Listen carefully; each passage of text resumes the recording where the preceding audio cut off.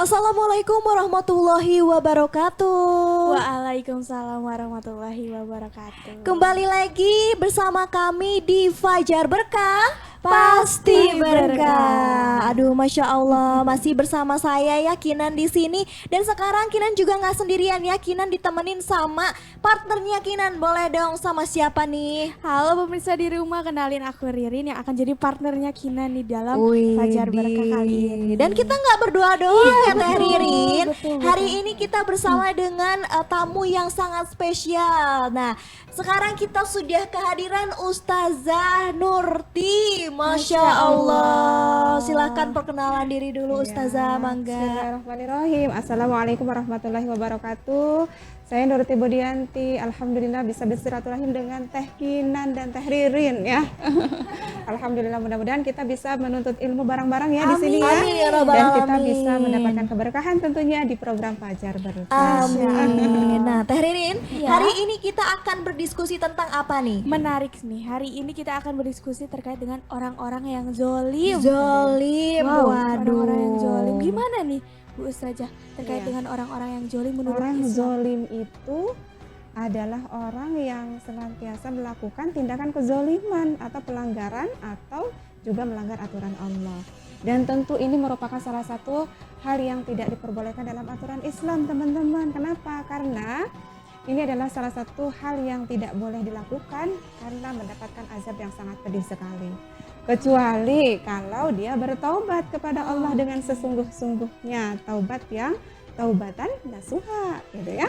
Dan insya Allah mudah-mudahan kita sebagai seorang muslim penting sekali untuk memahami ini supaya kita tidak terjerumus pada perilaku zalim gitu ya. Karena apa? Karena tuntunan Al-Quran itu dan hadis dan lain sebagainya menuntun kita untuk melakukan perbuatan yang baik sebagaimana yang telah disampaikan oleh Nabi Muhammad SAW. Duh, nauzubillahi min dzalik, ya kita termasuk kepada orang-orang yang zalim. Nah, Iya, tapi nih namanya Ustazah, azab ya, ada azab iya gitu. Ada benar. azab. Nah, tadi juga kan di-mention ya sama Ustazahnya, itu mendapatkan ganjaran yang luar biasa, sangat tidak enak sekali ya Ustazah. Nah, boleh dong kira-kira seperti apa sih ganjaran untuk orang-orang yang zalim? Baik, ganjaran untuk orang-orang yang zalim ini mendapatkan salah satunya adalah laknat Allah Subhanahu wa taala. Ya, dalam Quran surat apa? Dalam Quran surat Hud ayat 18 Allah menegaskan tentang ala laknatullahi ala zalimin. Jadi Allah itu akan melaknat orang-orang yang zalim. Itu yang pertama, gitu ya. Dan yang kedua ada dalam Quran yang lain bahwa Allah itu akan memberikan azab yang pedih. Azaban nar. Azab yang pedih bagi siapa? Bagi orang-orang yang berperilaku zalim, gitu ya. Dan yang ketiga tentu orang yang zalim ini tidak akan beruntung. Ya, dalam Quran surat Al-An'am itu dijelaskan bahwa merugilah orang-orang yang zalim ini dan mudah-mudahan kita terhindar dari perbuatan yang zalim. Berarti meruginya di dunia dan juga di akhirat ya Betul Ustazah sekali, ya. ya. Di azab, di laknat juga ya. Betul. Teh Ririn. Tapi kenapa? Betul. Kenapa tuh? Terkait dengan orang-orang yang zolim, emang seperti apa sih contoh sikap dan Nah, perilaku itu dia zolim ini? penasaran Kinan juga baru mau nanya itu Sikapnya. dia. Baik. Iya. Pemirsa yang dirahmati Allah, ukhti, akhi, sahabat fillah, ada contoh-contoh orang yang zalim kepada siapa? Ada beberapa jenis. Ada zalim kepada Allah, ada zalim kepada manusia, ada zalim kepada diri kita sendiri, teman-teman. Diri Gitu ya. kita sendiri aja ada bisa ya zalim. Ada juga zalim terhadap makhluk Allah Subhanahu wa taala. Makanya kita harus menghindari perilaku zalim itu. Pertama, ada zalim terhadap Allah Subhanahu wa taala.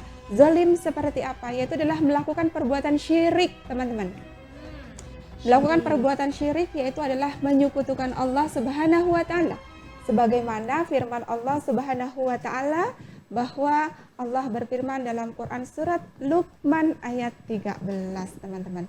Ini adalah Quran yang sangat luar biasa ya. Pendidikan Luqman kepada anaknya mengajarkan tentang bagaimana tak boleh menyekutukan Allah. Apa bunyinya? Ya bunayya, ya. Ya bunayya la tusyrik billah. Inna syirka la zulmun azim. Wahai anakku, tak boleh kamu menyekutukan Allah karena sesungguhnya menyekutukan Allah itu adalah perbuatan zalim yang besar sekali. Ya, itu adalah kezaliman terhadap Allah. Jadi nggak boleh kita berbuatan syirik gitu ya. Betul. Menduakan Allah, kemudian kita percaya kepada selain Allah Subhanahu wa taala. Kemudian yang kedua, yaitu adalah perbuatan zalim kepada makhluk Allah atau adalah kepada orang lain ya, manusia dulu lah. Ya. Kepada manusia, kepada orang lain itu adalah dengan zalim apa? Boleh zalim secara lisan atau zalim secara perbuatan. Sekarang kan marak ya, para remaja itu mengolok-olok, menghina, membuli Betul, ya. betul, Kemudian betul. mencaci, memfitnah.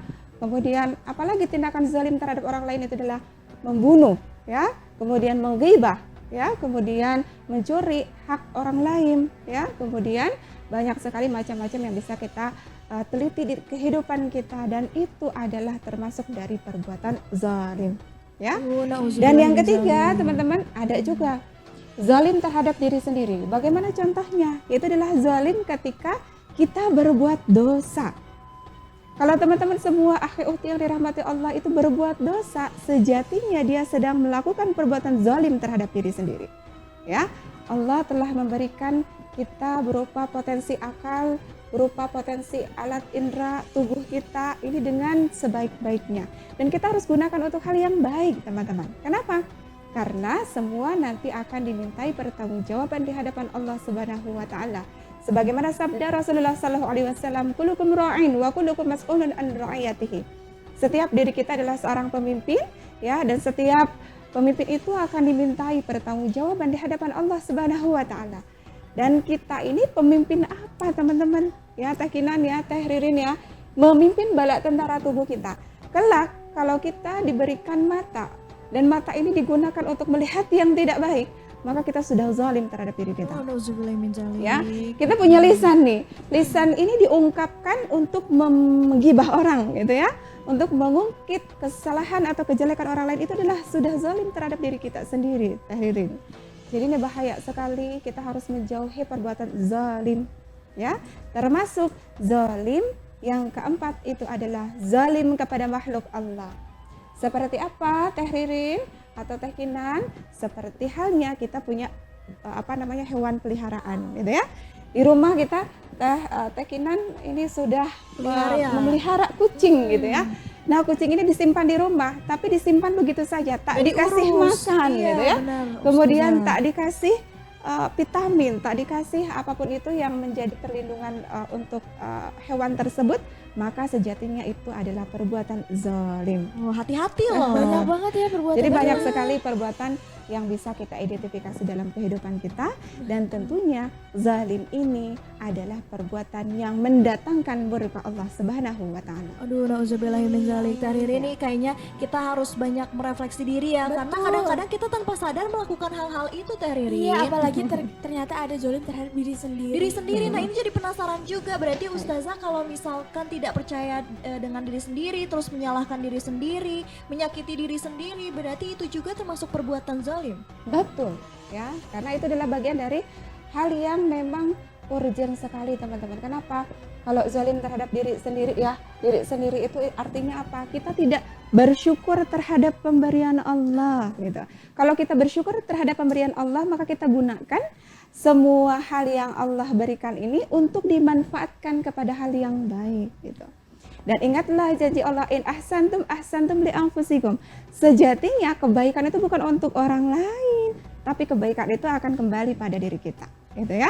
Jadi insya Allah kalau teman-teman semua akhi ukhti sahabatillah dimanapun berada, kalau kita sadar betul status kita di mata Allah adalah sebagai abdun, ya, abdun itu apa?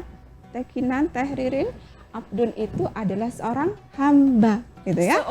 Jadi seorang hamba itu harus tunduk, taat, patuh pada perintah Allah Subhanahu wa ta'ala. Ya, kalau dia harus tunduk taat pada perintah Allah, maka dia juga harus mengikuti aturan Allah. Bagaimana dia menggunakan matanya, bagaimana dia menggunakan lisannya, bagaimana dia menggunakan anggota tubuhnya untuk berjalan dalam hal kebaikan.